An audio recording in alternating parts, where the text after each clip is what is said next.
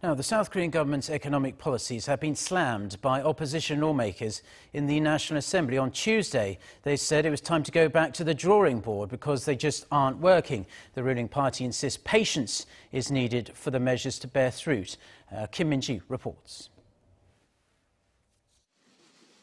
Officials from South Korea's presidential office were in the hot seat for questioning at the National Assembly on Tuesday as rival lawmakers locked horns over the government's signature income-led growth policies.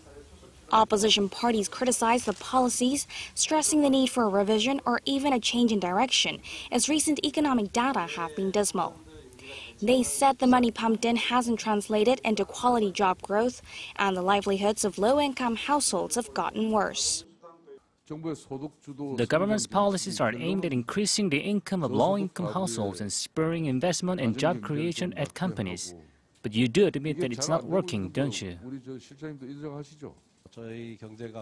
Our government is trying to ease the polarization issue by adopting the income-led growth policy. There are parts that have gotten better and areas that need improvement.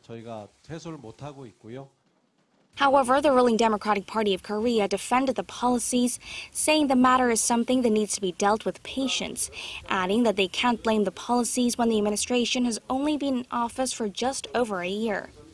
Rather, they said the government's initiative should be seen as a long-term plan and more about reforming the country's economic fundamentals.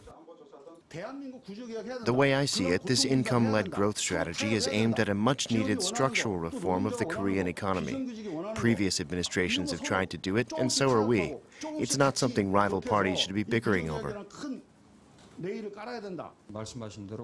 The policies are aimed at boosting domestic demand.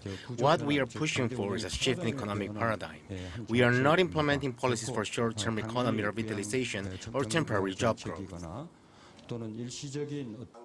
When asked whether the presidential office has any plans to scrap its controversial special activity funds, the presidential chief of staff said that it's been cut over 30% on year, and the remaining portion is a must-need budget for the president's diplomatic and security agendas. Kim Min-ji, Arirang News.